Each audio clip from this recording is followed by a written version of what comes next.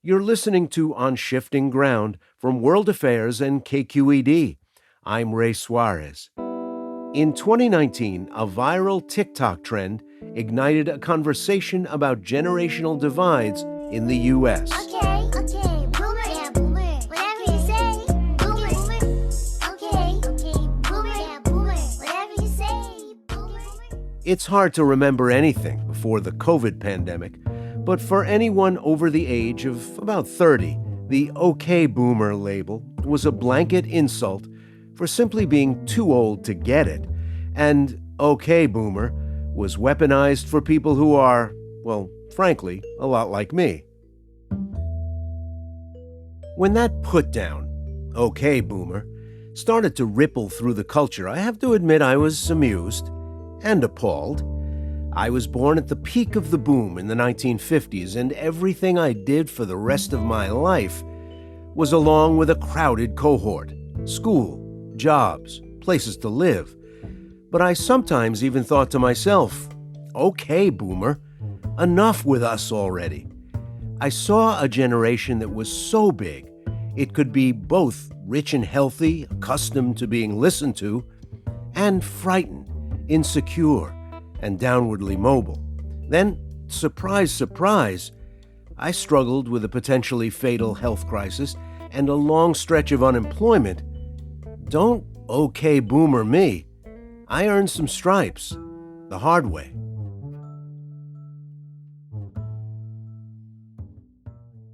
Leading sociologist and business economist Mauro Guillén argues that there's a new post-generational workforce. He calls it Perennials. He defines them as people who aren't pitted against each other, either by their age or experience, and he believes they'll level the playing field in the work world. In his new book, The Perennials, The Megatrends Creating a Post-Generational Society, Guillén argues that outdated terms like boomers, Gen X, millennials, and Gen Z have long been used to pigeonhole us into rigid life stages that artificially prevent us from reaching our full potential. And he invites us all to rethink our careers, our future plans, and how we should define our purpose in life. In August, I spoke with Mauro Guillén at the Commonwealth Club of California in front of a live audience. Professor, good to see you. Welcome to San Francisco. Oh, thank you so much for having me. It's an honor to be here, Ray. Well, everybody's going to read your book, All of Present Company, and they will come across a phrase, the multi-generational revolution. And I think we ought to start there because really it's the cornerstone of the book. Explain to us what it is. Well, I think in this country, especially in this country, in the United States, we've been obsessed with generations, and we're always looking for differences across generations. All of this, if you remember, started with the comparison between the baby boomers and those who had gone through the Great Depression and World War II. And obviously the contrast there was very sharp. But since then, we have been emphasizing the differences across generations, always looking for something that would be different, as opposed to looking for the common ground. So the multi-generational revolution is all about overcoming those differences and thinking about what is it that we can do together. But not only that, how is it that we can live and work and rest throughout our lives without compartmentalizing what we do at different ages. So that's what I'm talking about in the book. Partially out of exhaustion, partially out of boredom, partially to dismiss them. Do you cringe a little bit when you hear the phrase, okay, Boomer? Oh, absolutely. First of all, we have this human tendency to categorize, to put people into little boxes, and we then forget about their individuality. So generational talk is stereotyping, and it can be about discrimination, it can be very negative, right? It's all about cliches, really. It's something that we invent and we keep on using without really realizing that there's not that much evidence in favor of the fact that people belonging to different generations are actually different. It's something that really baffles me. Except you're an economist.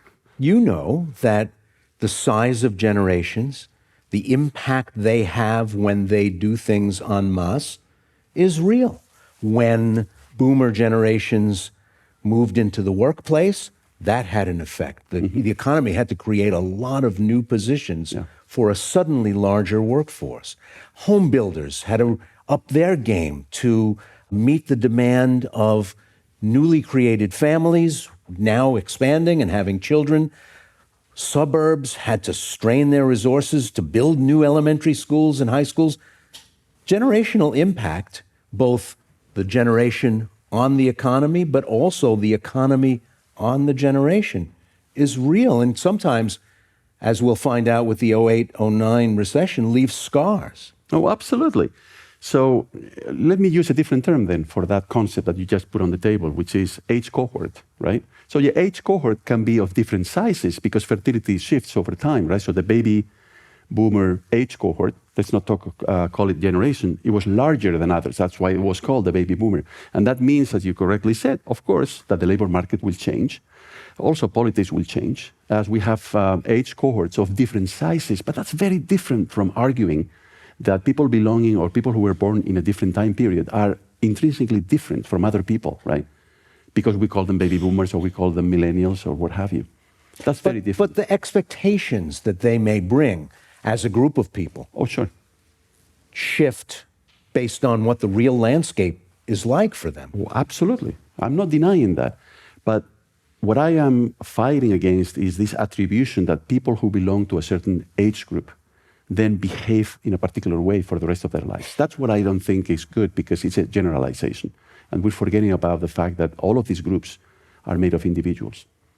Well, your book is a book to do battle with and one that you took me along with you through your argument. As someone who watches these numbers closely and has watched and been a reporter through the ups and downs of American history over the last several decades, I was right there with you, and then sometimes it's not so sure.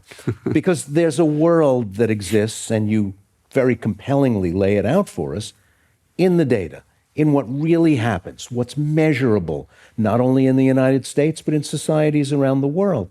But then there's another world that lives between people's ears, and it's an almost different landscape where they're making conclusions based on sentiment and belief and received wisdom, and not always based on reality, but yet they feel very strongly. If you had spoken to, let's say, anti-abortion people during the 90s and the 2010s and the 20-teens and told them abortion's been declining in the United States steadily for 40 years, they wouldn't have believed you. Yeah. During the years when teen birth was being described as just a corrosive social phenomenon, teen birth in the United States was dropping like a rock. Yet those people who have a sort of interior landscape based on the belief that it's a rising threat, they're making voting decisions, they're making local civic decisions based not on the reality of the charts you provide us in the book, Right. but this more complex, almost alchemical mix. Yeah, no, of absolutely. But that's for two reasons. I think you would agree with me, Ray.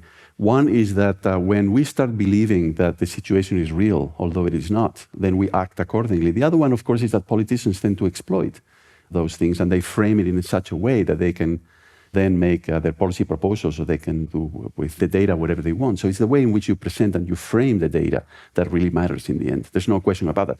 But the topic that you just mentioned, teen mothers, the trend is down, but we still have about, right now, 16 million American women who had a child when they were teenagers. And only 2% of them graduate from college, only 2%. Less than half of the states in the United States don't have any programs to help teenage mothers actually get a college degree, right? Less than half of the states. So that's a problem. It's still a problem. The trend is down, but it's still a problem. That's a policy challenge for American education that it just simply chose not to meet, isn't it? Yeah.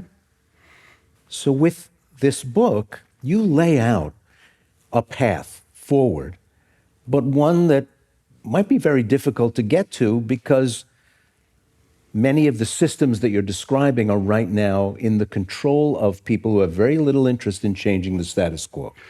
Well, change is always difficult, right? But you see, the environment is changing in ways that we cannot really control. So one of them is technological change, which is reshaping the labor market, reshaping jobs, is reshaping politics, everything. The other is the one that you alluded to, which is demographic change. We're having fewer babies, right? And not only that, we're also living longer on average, right? And we're staying healthy.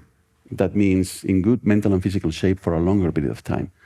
So those trends that are very long-standing, right? They've been going on for a while. Now they're reaching a critical phase. And that is transforming everything. If we don't change in the wake of those transformations, we're going to be out of whack. And the new economy is asking people to be more flexible, right? Because technology changes so quickly. If individuals are not given the tools to be able to also change, then we're going to have a lot of people who don't fit, right, in the economy. That's, for me, the biggest problem. One of the big villains in your book is something you call the sequential model of life. Explain what it is and why it looks to you to be a real problem. Yeah. Well, it is a real problem because I think it's one of the most devastating tyrannies that we've had in the world. So the sequential model of life essentially tells us that when we're young, we should be playing very young, but then you should go to school. And you better learn everything that you will need for the rest of your life, right? Because you're not going to have another chance of going back to school. And then you work. But hey, maybe you don't like your job, but you're supposed to work as much as you can, to save as much money as you can, because the promised land is retirement. That's the sequential model of life. You move from playing to studying or learning to working and then retiring. And that is completely at odds with this new flexible economy that we have now, with technological change that requires us to be lifelong learners and to be able to switch careers quite swiftly. But it's also really bad for women, because that model was meant for men, was put in place for men like 120 years ago or so when we came up with universal schooling and with state pensions. And so it's an old model. It doesn't fit the new reality.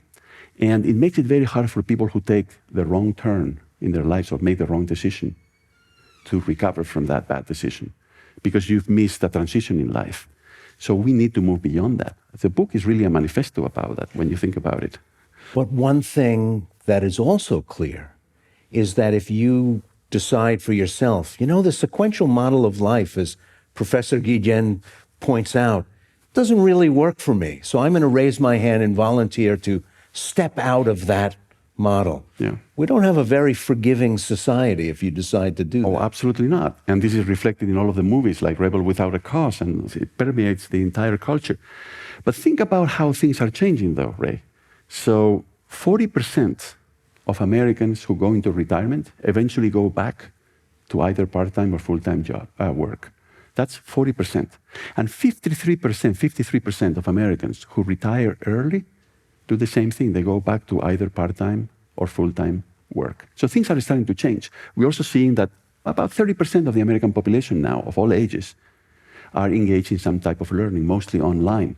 So we have 40-year-olds, we have 50-year-olds, we have 70-year-olds who are learning something now with new technology. Some of them go back to actual university campuses, but most of them use online learning.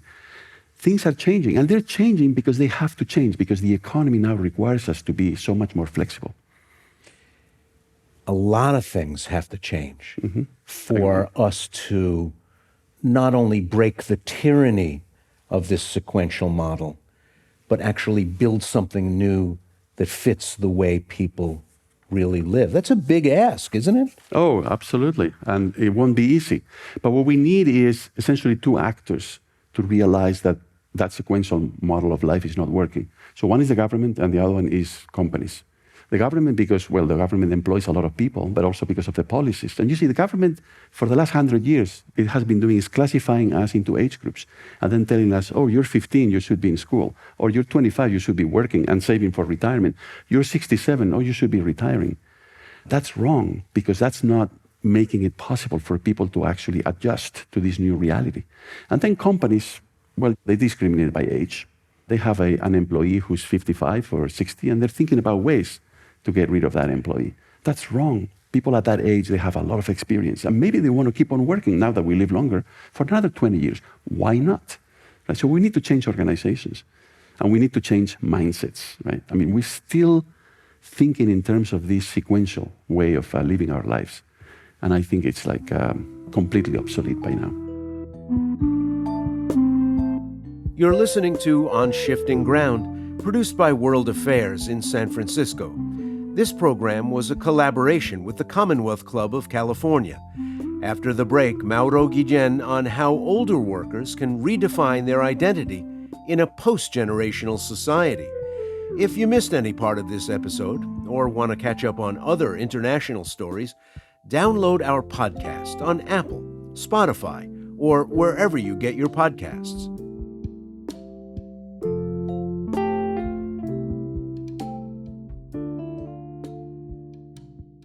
One of the terrifying things about turning 60 for men in America is that once they lose the primary job that carried them through their 40s and 50s, they have a terrible time finding another job.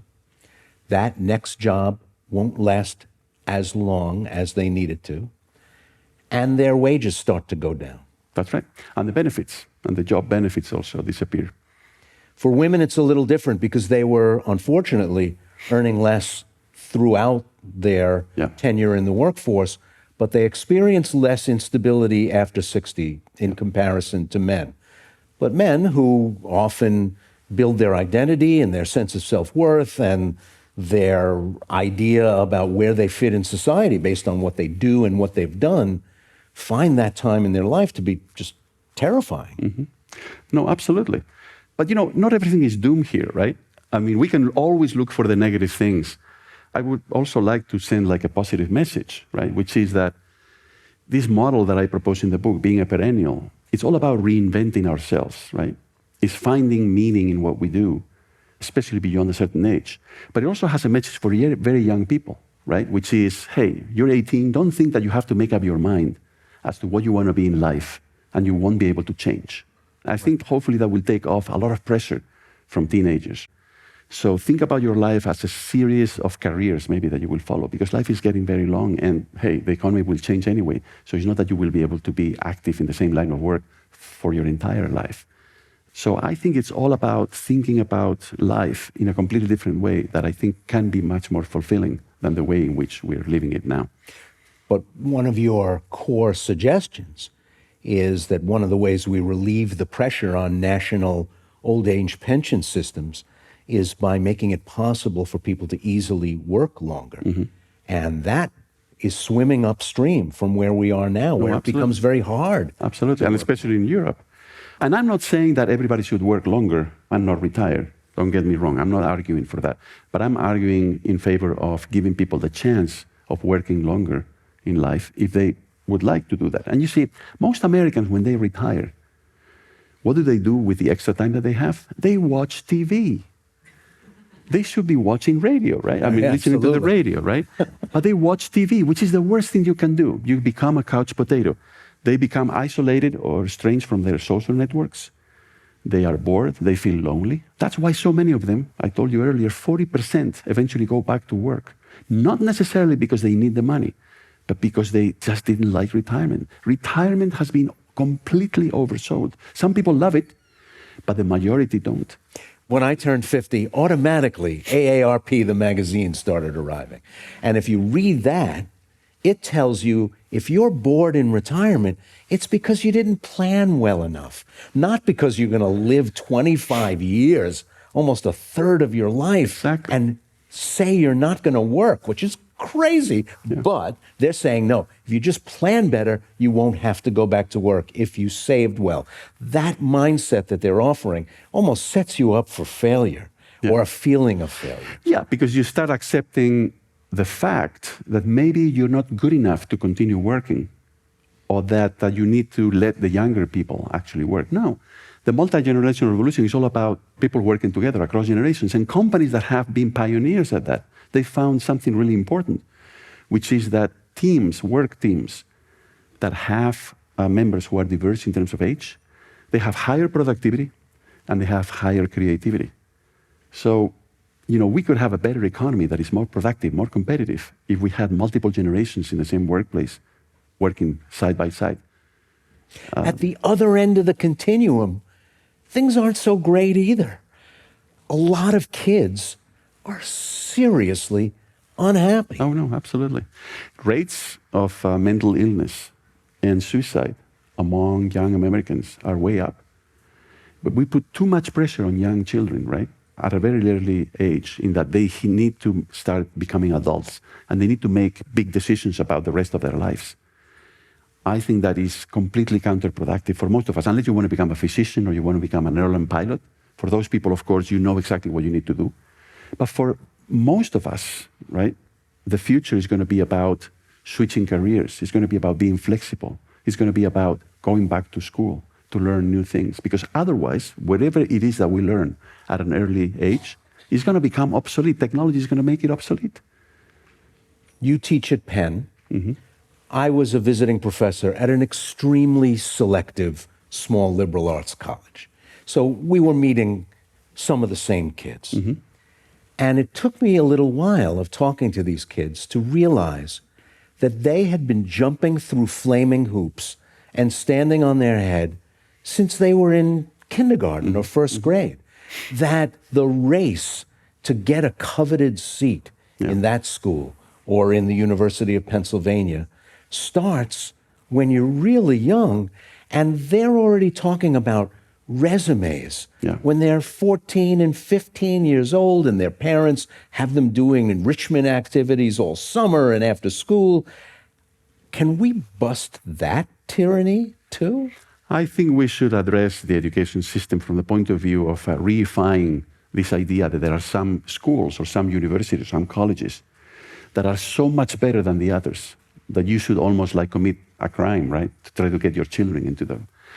I think there are so many good schools and so many good universities and colleges in the United States that there's a place for every bright kid, right? But we've become obsessed with the quality of the school and the name, right, the branding. That is, I think, also an obsession among parents. I always tell parents, look, don't think too much about what you're going to send your kid.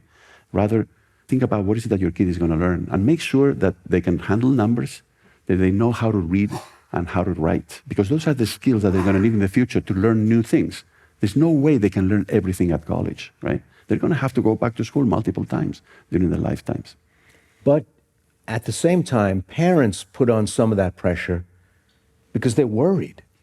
They get feedback from the society about a place that is dog-eat-dog competitive, where the kids who can't clear those higher and higher hurdles end up as society's refuse, where if you can't compete, you're just out of it.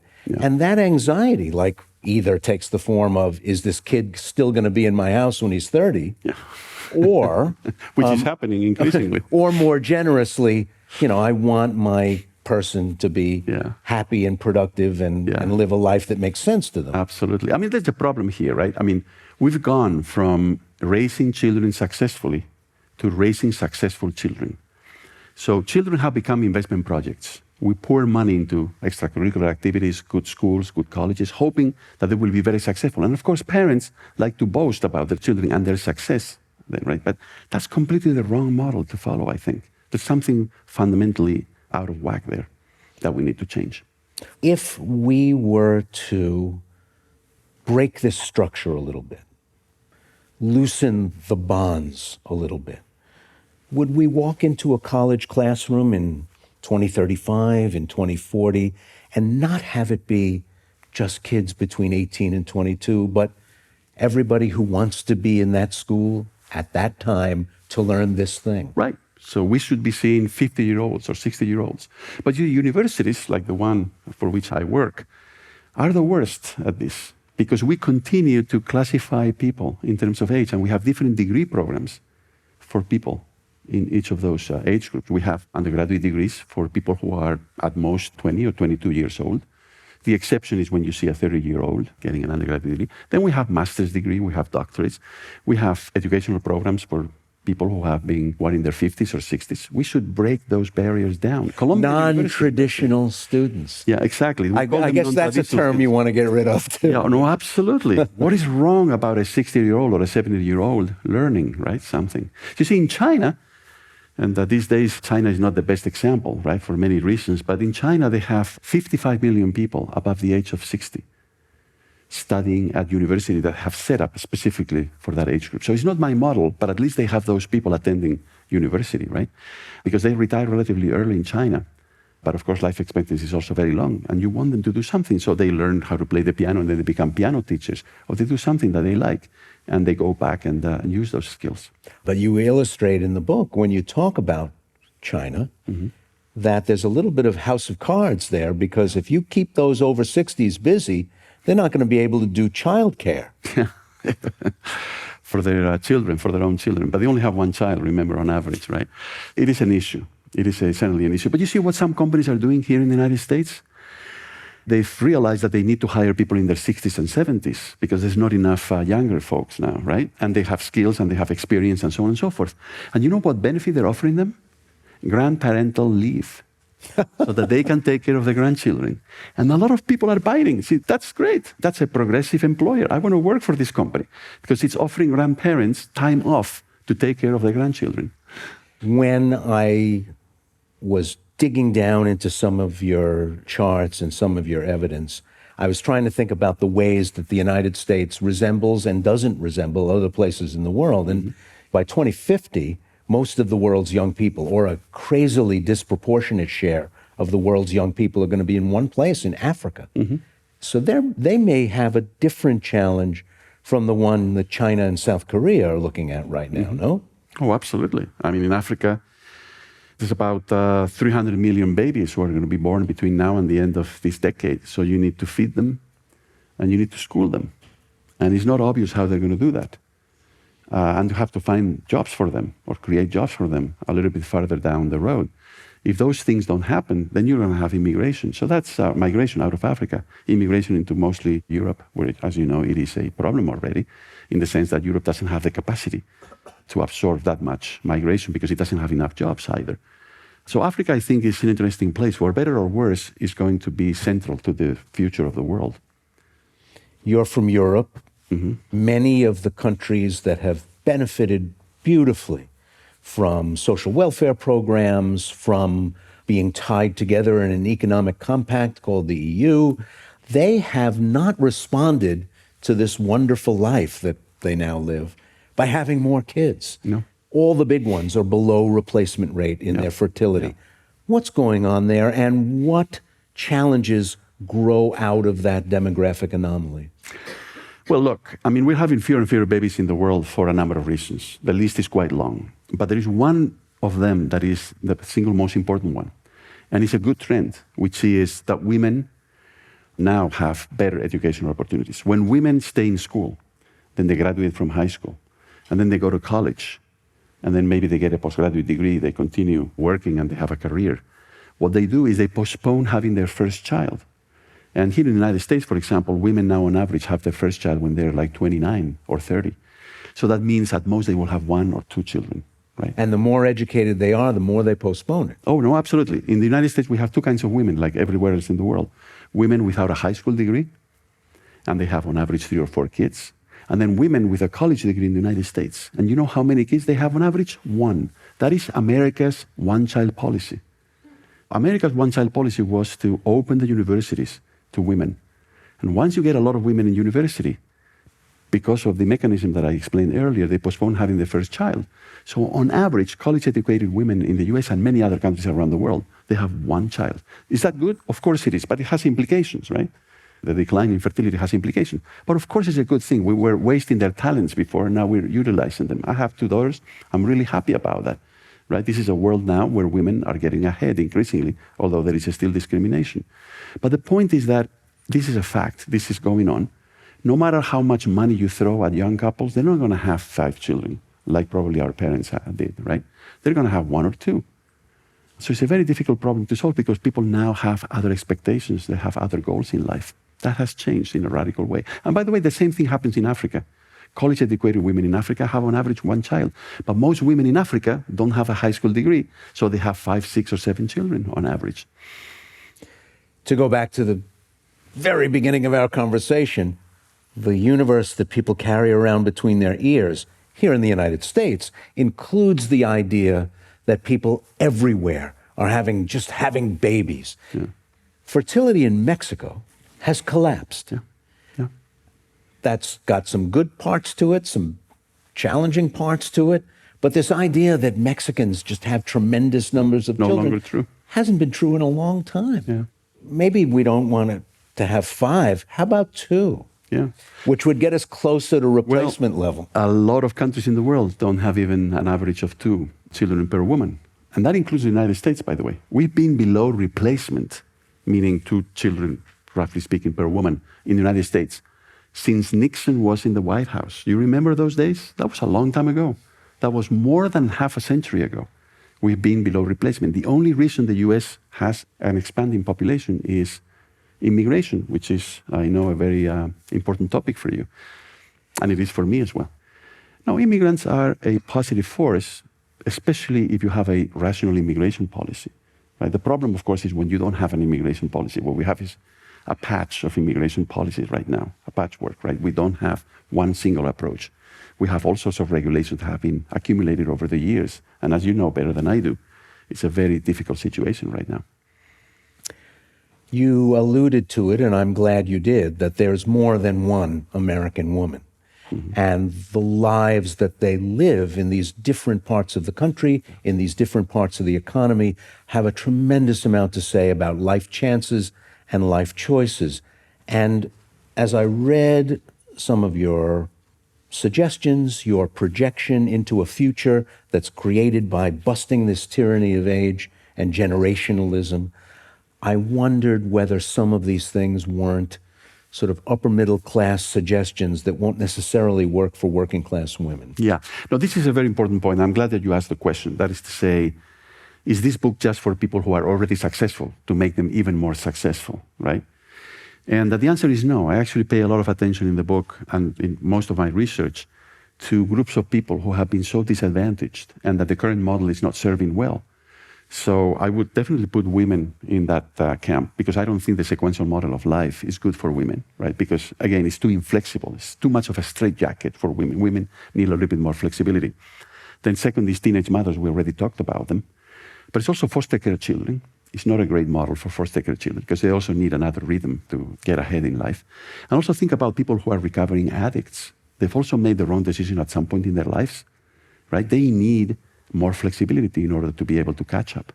So we have all of these collectivities. Together, in my calculations, about 60 or 70 million Americans right now. And they're not well served by the current system. Not at all. So I want to also help them. It's not just to make very successful people even more successful. You know, most do-it-yourself kind of books are that way, right? No, I want to help also people who have been sidelined by our way of life. Wouldn't it be necessary to take out some of the instinct for punitive policy? One of the ways we scare children into remaining in school is by promising to punish them if they don't. One of the ways we design policy to try to keep you on the straight and narrow. For instance, if you have a drug offense when you're a teenager, your state won't give you scholarship money to attend the state university. Right. It should be the opposite, right? They should give you more scholarship money. Well, at least step back from that idea that if you do make a mistake, it has to shadow you for the rest of your life. Yeah. Because that has costs for all of us, doesn't it? No, absolutely. In the end, actually, when you count how many resources you have to allocate to all of those people who, for one reason or another, don't make progress, right, according to the traditional model, it's staggering. We're actually shooting ourselves in the foot. We should change, right? Another great example, by the way, is the government gives you a tax incentive if you save for your children's education or if you save for your retirement, right, 401ks. But you know what? If you use it for something else, they penalize you, right? Heavily. And for example, I would actually argue, look, if you have saved in your 401k for retirement, they should allow you, the government should also allow you to use that money for education. Because maybe that would be better, right? That you spend your money not in retirement doing nothing, but rather that you spend it when you're age 50 or 60, learning a new skill and then working using that skill. We just need to think about all of these issues in a completely different way. That's why the book, I think, is revolutionary from that point of view. But what people say and what they do, as you know, there's a gap, and it's a gap that's sometimes a problem when, and you mention in the book that when you talk to young workers, they project that they're going to retire at 60, and often even younger. And in the real world, they don't. Well, look, we all have like a very inaccurate assessments of what's going to happen to us at certain points in time. So, for example, we systematically overstate how much money we're going to inherit by a wide margin. We also overstate the extent to which we're going to be able to live with a certain amount of money that we saved if we go into retirement. Most people don't make the right calculation there as well. So we're pretty bad in general about making calculations, especially about the future. But politics has not responded to the way these systems have not at all. borne out. Well, not at all. But which politician, Ray, is going to tell you that the current system that we have in place for pensions is unsustainable? That person will lose the next election. And the best established finding in political science is that politicians, their goal is to get reelected. That's the thing that motivates them, right? It's not making people's lives better. And this is a finding from throughout the world. People who go into politics, they get elected, they want to get reelected. They're not going to tell you the truth. The truth right now is that the current system of pensions is unsustainable. If they say that, nobody above a certain age is going to vote for them. And those people, by the way, vote at much greater rates than younger people. So no politician is going to tell you the truth about that.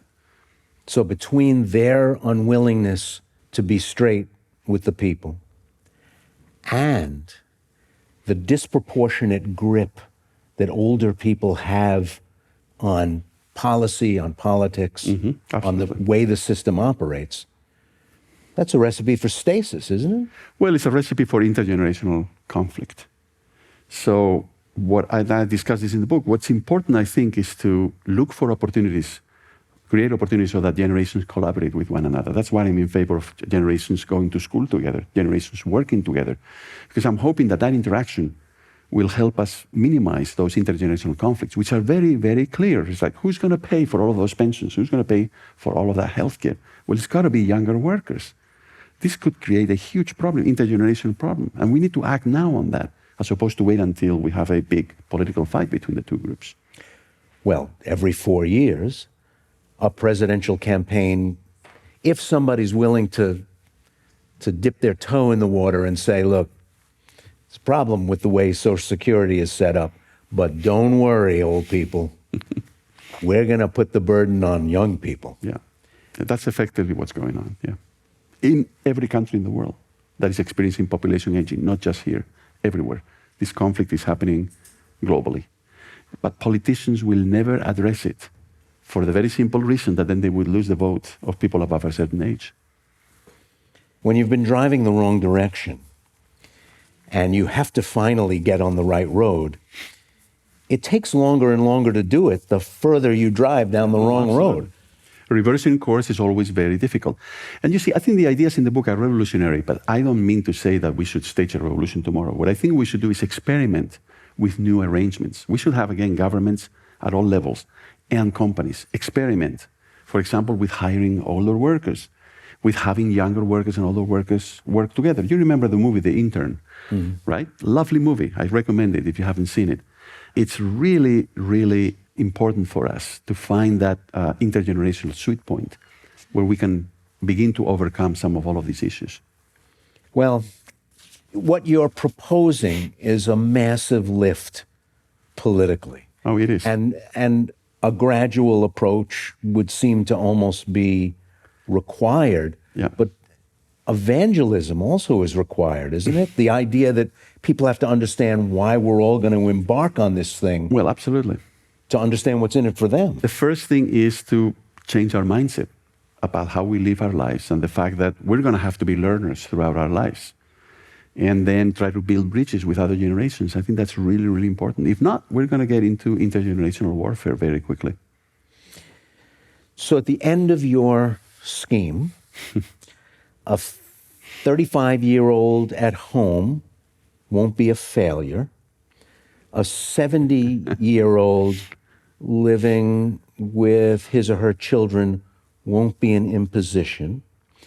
And stepping in and out of school and the workforce at different times of life will be natural rather than a disruption to your life. Yeah. Fair? Well, I think you're pushing things too far, but it's it's not a criticism. I think it's a fair wake-up call in that the name of the game here shouldn't be to try to reach a utopia, but rather to take steps that are realistic in this direction, right? So I'm defining like a utopia, right? what I think is really important, and I try to do that towards the end of the book, is to take steps in that direction. That, I think, is what's really interesting. But let me just tell you an example. Today I was having lunch with an alumnus from my school, and he was telling me that his brother started as a ballet dancer. Not just any kind of ballet dancer. He actually made it into the American Ballet Theater Company in New York City, the finest in the country. And you know what he's doing now, 25, 30 years later? He's the chief investment officer at Stanford University, running the endowment, one of the largest endowments in the world. He never finished high school. He never finished high school. He was admitted at a college at an unusual age as a non-traditional student, and then after that he thrived. He has become the chief investment officer of no less than Stanford University. He was a ballet dancer. That's the kind of person, right, that we need in this new, changing global economy. It's an extreme case.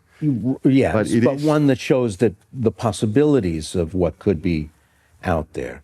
One of the structural difficulties is the way we've set up our elementary, secondary, post-secondary education system sort of shuttles you from one into the other. And if a kid has the temerity to say, I'm not ready or I don't want to, boy, we're not very forgiving of that kid. And if that person says at 26, now I'm ready, we're not very good then either. No. If the train has left the station and you're still on the platform, it's very difficult to recover from that. Not just in the US, everywhere in the world, given the system that we have. Very difficult. But you arguably could be learning, increasing your potential value, having the world make a little bit more sense to yourself, and also being clearer about what you want to learn. If you start college at 25 instead of 18. Oh, absolutely. Absolutely. Because you have more experience. But I think that would also be beneficial to people who are 18. So again, to have people of different ages going through college together. You're listening to On Shifting Ground, produced by World Affairs in San Francisco. This program was a collaboration with the Commonwealth Club of California. After the break, Guillén on how we can overcome systematic bias and ageism in the workplace. If you missed any part of this episode or want to catch up on other international stories, download our podcast on Apple, Spotify, or wherever you get your podcasts. One of the most vivid passages in the book quotes a woman, says, I'm 69 years old, and that means I am unemployable. I'm just too old. No one takes me seriously for a job, even in things I excelled at. Yeah. That, for an economist, that's just wasted capital, right? It's dramatic. It's absolutely dramatic. Poor woman, right, who finds herself in that situation. Poor men who find themselves in that situation. We're wasting talent. We're absolutely wasting talent. That's not good for anybody. We just spent 100 and however many years evolving a system around a 40-hour work week and a 5-day work week. And if at 69 you say, you know, if I could work 30 hours a week, I'd happily do it.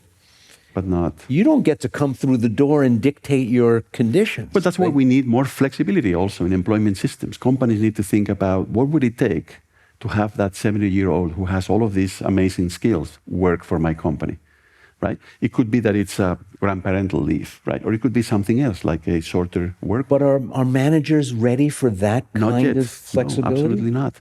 I mean, go back in time to General Motors or IBM in the 1950s. All of the employees were men, right, at some level. All of the managers were men. And they were supposed to make progress through the hierarchy, right, at certain points in their lives. And otherwise they would be falling behind, right? But you know, both of those companies were bankrupt at some point. They didn't adjust. Now the world is very different. We need a completely different system if we want to be successful. I could talk to you for another 3 hours, but I'm going to ask the audience's questions. Absolutely.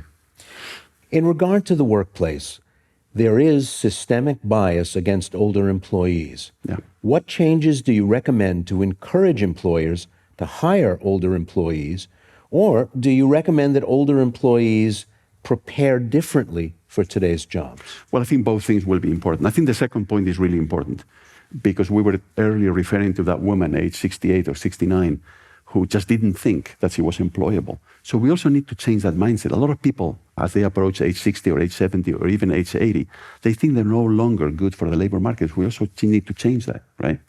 But I think it all begins with the law and enforcing the law. And there is non-age discrimination in this country, and we should enforce that. But a boss can always say, oh, it wasn't their age. No, absolutely. You know, this other... Oh, and we have unconscious biases also, right? Absolutely. We need to get rid of all of those things that stand in the way of fully utilizing the talents of people beyond the age of 60 or 70 if they wish to continue working. So I'm not saying that people shouldn't retire, but if people want to continue working, we should give them the opportunity to do so. Do we have to recognize that there are different kinds of jobs? If you were somebody who worked with your brains for 40 years opposed to working with your back for 40 years, you may be more ready to continue working. And one of the great, terrible scourges across the country now is untreated chronic pain in late middle age and elderly men who lifted things up and banged things against things for much of their working lives, and now are just in tremendous pain that is not being properly managed. Absolutely. And that's why 120 years ago we invented pensions, because pretty much everybody who was in the labor force was performing those kinds of tasks, and something had to be done about that. But that's no longer the case. A construction worker can become a quality control person, right, at a company. So what we need to do is retrain those people who, because of their physical work, manual work, they're no longer be able to work in their line of business, right? Beyond, let's say, in some cases, age 40. But we should have programs in place to help them pursue another occupation, to help them reinvent themselves. And it's already happening, right, to a certain extent. But we need to systematize that. What will be the impact of remote work on the inter-age cohort knowledge transfer and mentoring? Do you think remote work will persist? That's a great question, given where we are right now, especially having this conversation in San Francisco, where remote work has had a tremendous impact on this downtown. Where we're negative impact. I think we're going into a future of hybrid work, and I think that's going to be a godsend for people above the age of 50 or 60 or 70, because one of the things that people at that age hate the most is commuting. So they may be enjoying the work, but they don't really want to commute. I mean, it's stressful and so on and so on. And they've done it for 30 years. So I think these hybrid ways of working now are going to be particularly good for people above a certain age. That's why I say, contrary to the conventional wisdom, the future right now belongs to people above the age of 60, not to the young. We always say the future belongs to the young. I think actually the way things are shifting now, I would strongly argue that the future belongs to people above the age of 60 or 70.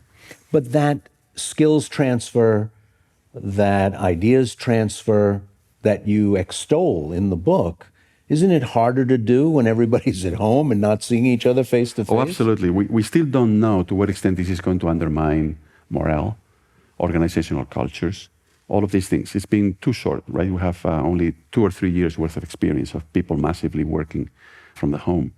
There's going to be a lot of unintended consequences of this. So we need to wait a little bit and then make adjustments. And that's why I was, extolling, as you say, hybrid work as opposed to pure remote work. I think the future should be hybrid work. And by the way, it's also very good for the environment. Because we've got an epidemic of loneliness in this country, dangerous loneliness, loneliness that encourages people to abuse substances, kill themselves, and so on. Absolutely. And if you're working longer, but also in a more solitary manner, that's not addressing the loneliness problem. That's making it worse. Not at all. Absolutely. That's why I think hybrid work should be the future, not remote work, not 100% remote work. What do you think of the Finland design learning model of education that encourages individual pursuits of interest? So I'm not 100% familiar with the Finnish model, but there are several countries in the world, including Finland, that have been very creative about helping people access education, access learning at different stages in life for different reasons, even just for the sake of learning new things, not necessarily to be employable. And I think that's absolutely the way to go. We are human beings. We love learning. We love socializing, as you just argued. We have taken that away from people above a certain age. Learning, we have taken it away from people above the age of 20, really, or 25, because we make it really hard for people above that age to go back into learning mode. That is not what human beings are all about. We have to change that. I don't think any country in the world right now is excelling at going down this path that I outline in the book in terms of the post-generation society. But what we do see in every country in the world is people who are going down that path. Individuals who, like this ballet dancer that I told you about earlier, have decided to embrace this way of thinking about life. It's just not necessarily, that you follow these stages. So that's where the challenge lies, and you've been asking me about this repeatedly throughout the night, which is, how do we make it from point A to point B? That's the real challenge. But we have individuals, brave individuals who are doing it, but how do we move society as a whole in that direction? That is the problem, that is the challenge. Well, that sends a strong signal when they see other people doing it. It sends a strong signal to individuals about their own decision-making. And if it looks like it's just too big a risk, they won't do it. They won't do it, absolutely. Because the system right now is biased in that direction. And we were talking about government policies or laws and regulations earlier.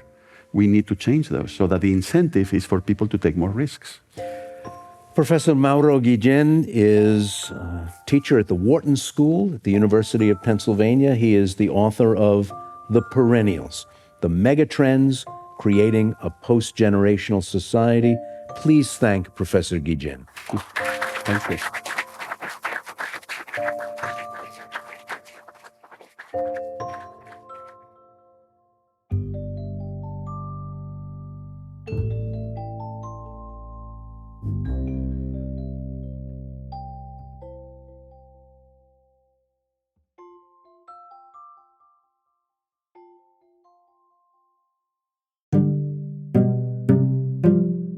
You've been listening to On Shifting Ground, produced in partnership with KQED, with funding from listeners like you. Today's episode was produced by Elise Manukian, Sienna Barnes, and Andrew Stelzer, with special thanks to the team at the Commonwealth Club.